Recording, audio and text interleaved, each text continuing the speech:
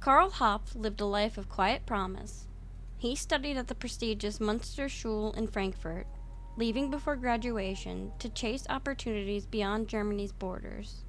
As a young man, he found work as a pharmacist in London. His travels took him through Casablanca and India, where he immersed himself in the art of fencing, a skill he would master with cold precision. By the early 1900s, Hopf had returned to Germany, settling in the small town of Niederhochstadt, now part of Eschborn. There, he ran a successful dog kennel, breeding prized animals.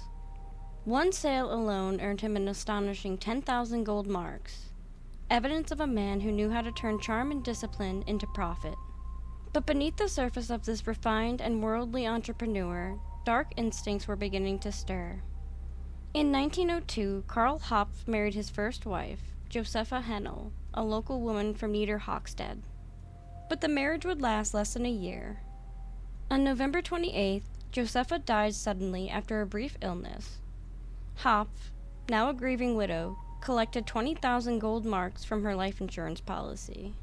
Soon after, he remarried, this time to Auguste Krystlynn Schneider. Like Josepha, Auguste began suffering mysterious health issues not long into the marriage. She divorced Hopf and left him, only to die shortly after. But this time, Hopf's plan faltered. He was unable to claim the 30,000 gold marks for her insurance. The tragedies continued. In 1906, his daughter Elsa died under equally suspicious circumstances.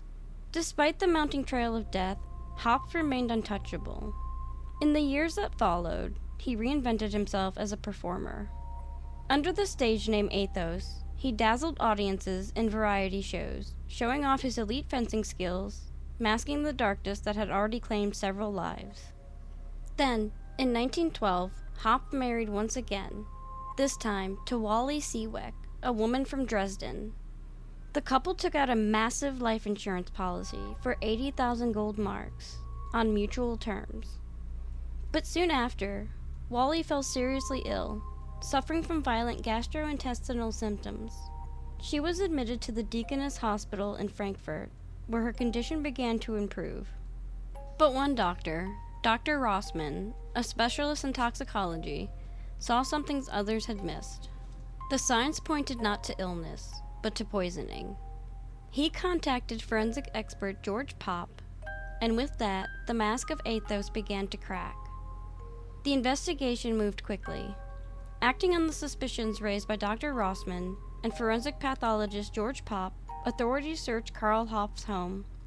What they uncovered was chilling.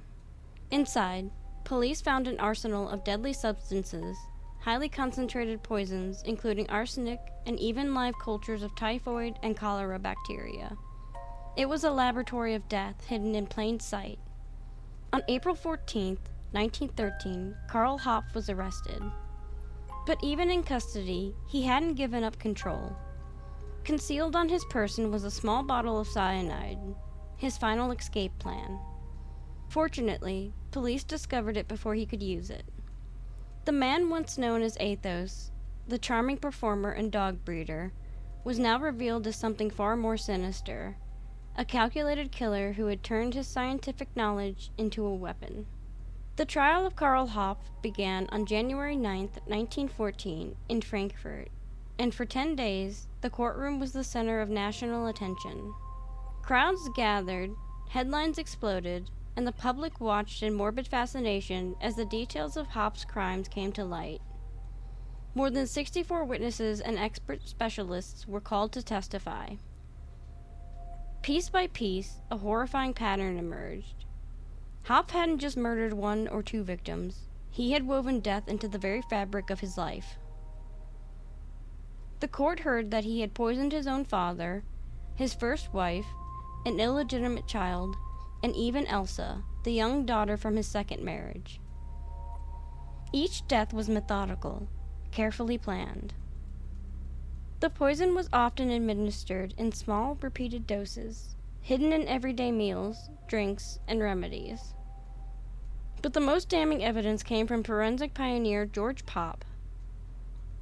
In a groundbreaking move, Hopp led the exhumation of Hoff's deceased relatives. For the first time in criminal history, poison was scientifically detected not just in the organs, but in the bones and body tissue.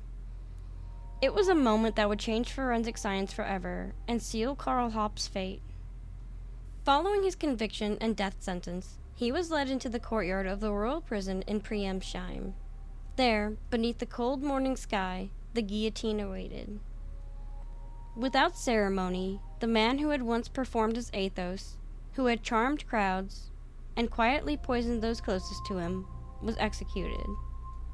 His life ended in silence, but his crimes left an echo that would haunt forensic history for decades to come. Elisabeth Wiese was born on July 1st, 1859, in Germany. In her early years, she trained and worked as a midwife, a position of trust, compassion, and care. She was already a mother to a young daughter, Paula, when she married a tradesman named Heinrich Wiese. But Elizabeth's life would soon spiral into darkness. After being convicted of performing illegal abortions, Elizabeth lost her license to practice. Her livelihood vanished. With no income and mounting pressure at home, tensions with her husband reached a boiling point. Desperate and dangerous, Elizabeth made multiple attempts on Heinrich's life, first by poisoning his food, then by slashing at his throat with a razor while he slept. Both attempts failed. Eventually, the law caught up with her. Elizabeth Wiese was arrested and imprisoned, convicted on a number of criminal charges. But her time behind bars was only the beginning of a far darker chapter. After her release from prison, Elizabeth Wiese re-entered society with a new and far more sinister plan. Posing as a foster mother, she began responding to newspaper ads from single mothers, women desperate for help, earning just enough to afford what she offered, a one-time payment for a promise of security, care, and a better life for their children. Elizabeth assured them that the infants had been adopted by wealthy families in far-off cities. But the truth was horrifying. Behind closed doors, Elizabeth murdered the children she took in. Some were burned in a stove, others discarded in the Elbe River. If any woman dared ask for her child back, Wiese strongly discouraged it, claiming the child was better off and warning against interfering. But suspicion was growing. Public notice began to circulate, pleading for any information about the vanished children. Elizabeth's cruelty didn't stop with strangers. She forced her own daughter, Paula, into prostitution. Paula eventually escaped to London, but fate pulled her back. Pregnant by a Hamburg client, she returned to her mother in 1902. Shortly after, Paula gave birth. Wiese did the unthinkable. She drowned her own grandchild, then burned the remains in the same stove. The investigation began when a maid, having improved her financial situation, requested the return of her young son, Wilhelm. Elizabeth's evasive answers and tangled lies raised alarms. The mother went to the police. A search of Wiese's apartment revealed a cache of morphine and other poisons. Interrogations exposed even more. Her lies were sloppy and inconsistent. She claimed the children had been sent to noble families abroad. In desperation, she tried to coerce a neighbor and even a fellow inmate to lie on her behalf. In October of 1904, the trial of Elizabeth Wiese gripped Hamburg. She was charged with coercion into prostitution, fraud, and 5 counts of infanticide. On October 10th, she was found guilty. In 1905, Elizabeth Wiese met her end beneath the blade of the guillotine, executed by the state.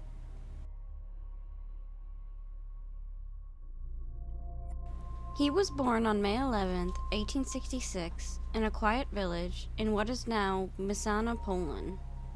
August Sternickel, the son of a humble baker, seemed destined for an ordinary life. He trained as a miller, earning an honest wage as a journeyman and servant. But behind his striking good looks and silver tongue, August harbored darker ambitions. Using charm as his weapon, he slipped into high society under false pretenses. In the idyllic Order Bruch region, Sternickel posed as the son of a wealthy landowner, convincing the daughter of a prosperous family to accept his hand in marriage. Then came the ask. Claiming he was close to purchasing a manor of his own, Sternickel told his fiancée's father he just needed a short-term loan of 3,000 gold marks to bridge a so-called liquidity gap. But something didn't sit right. The father made inquiries. The answers were damning. The engagement was swiftly called off, and August fled before charges could catch up with him. He may have slipped through the legal net that time, but his name was now associated with fraud. And this was just the beginning. Following brief stints behind bars for smaller cons, Sternickel's crimes escalated. He moved from swindles to break-ins, from charm to force. After another prison sentence for theft served in the city of Nysa, he disappeared into the chaos of Berlin's underworld, working odd jobs by day and plotting by night. Eventually, he vanished from the records entirely, becoming a drifter, a migrant worker, and something far more sinister. By 1905, August Sternickel had already built a reputation, a smooth-talking drifter with a criminal past and a talent for deception. That year, he arrived in the quiet village of Plagwitz and found work at a local mill owned by a respected man named Mr. Knapp. The mill itself was a historic landmark, its walls bearing silent witness to the fierce battles of 1813 between French and Russian forces. But soon, it would be remembered for something far more disturbing. Under the cover of night, on July 8, 1905, Sternickel, along with two accomplices, brothers Reinhold and Wilhelm Peach, executed a brutal plan. Together, they robbed Mr. Knapp, and then killed him. To erase the evidence, Sternickel set the mill ablaze, hoping the flames would consume the crime. But the fire couldn't hide everything. When the charred ruins cooled, investigators found Knapp's body beneath the rubble. His injuries made one thing chillingly clear. This was no accident. He had been murdered. Though suspicion quickly fell on Sternickel, he had already vanished without a trace. Despite efforts by Berlin authorities, the elusive con man slipped through their fingers once again. But not everyone got away. The Peach brothers were arrested and brought to trial 5 years later on October 20th, 1910, at Hirschberg Regional Court. In the courtroom, both men pointed the finger at Sternickel, naming him as the mastermind and killer. The verdict split the brothers' fates. Reinhold Peach was found guilty of robbery, but not murder. He was sentenced to 10 years in prison. Wilhelm Peach lacked direct evidence against him, was acquitted, and walked free. But the man who lit the fire, who spilled the blood, was still out there. August Sternickel remained a fugitive, but his crimes were far from over. Between 1905 and 1913, August Sternickel became a ghost. After the murder of Mr. Knapp and the burning of Plagwitz Mill, he vanished into the German countryside, leaving behind little more than questions, rumors, and bodies. Living under a patchwork of false identities, Sternickel survived by taking on work as a seasonal farmhand and journeyman. He was quite reliable, and by all accounts, a model laborer, especially when it came to handling animals. No one suspected the man feeding the livestock was also feeding a deadly secret. At the time, vagrants and migrant workers, like Sternickel, were increasingly seen by the authorities as potential threats. In response, the criminal polizei began rolling out new identification systems, more rigorous paperwork checks, and expanded surveillance protocols. But it wasn't enough. The seasonal need for labor during harvest time meant many employers didn't ask for documents, just strong arms and a willing spirit. And Sternickel gave them exactly what they wanted. Years later, as investigators began to piece together Sternickel's movements, a grim pattern emerged. 3 more victims were tied to his name. In 1909, the widow Kraus was found dead. In 1910, cotton farmer Notting was murdered. And in 1912, hay farmer Winkler met the same fate. Each death marked by violence. Each victim chosen with care. The trail of August Sternickel was no longer one of theft or fraud. It was a path soaked in blood. He had become something far more dangerous, a serial killer hiding in plain sight. By By the fall of 1912, August Sternickel had assumed yet another identity, this time calling himself Otto Schoen. Under this false name, he was hired as a farmhand by Franz Callies, a landowner overseeing a 60-acre estate near the quiet village of Ortwig. Callies wasn't just a farmer, he also operated a small branch of the local savings bank from his property. At first, the stranger seemed like a perfect hire. Sternickel worked hard, cared for the animals with skill and compassion, and never caused trouble, until he started disappearing for days at a time. When asked, he gave no answers, no documents, no destination. Suspicious, Franz Callies did what any cautious man might. He went through Sternickel's belongings, searching for clues about who the mysterious worker really was. But Sternickel found out. At a hostel in Munchberg, Sternickel approached 3 young men, George Krystlynn, his younger brother Willie, and their friend Franz Schillewins. He asked them if they could do him a favor. What followed was one of the most brutal farmstead massacres in Prussian history. Early one morning, the 4 men descended on the Callies estate. Franz Callies was the first to die, strangled with a string in his own yard. Then came 16-year-old Anna Phillips, the family maid, who walked in to milk the cows and never walked out. Inside the main house, they found and murdered Callies' wife. But they weren't finished. They stormed into the children's room, where the couple's 2 young daughters were sleeping.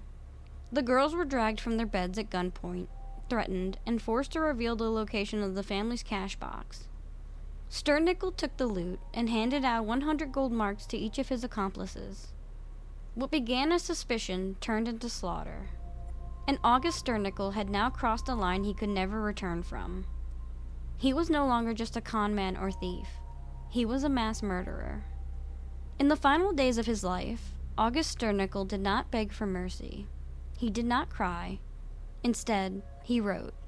Locked away in his prison cell, the mass murderer, once a drifting farmhand and con man, devoted his last hours to crafting a memoir. He refused to be disturbed, pouring his version of events onto the page with quiet intensity. According to a 1930 article published by the monthly magazine for criminal psychology and law reform, Sternickel maintained a bizarre calm in his final hours. After taking a long bath, he carefully dressed himself in a fine suit, as if preparing for a public appearance, not an executioner's blade. On July 30th, 1913, in Frankfurt an der Oder, August Sternickel was led to the scaffold. The executioner, Lorenz Schwitz, carried out the sentence. Sternickel was beheaded. Thanks so much for watching. I hope you found this video entertaining. If you enjoyed it, please consider subscribing to the channel. It really helps me out and lets you know when new content drops.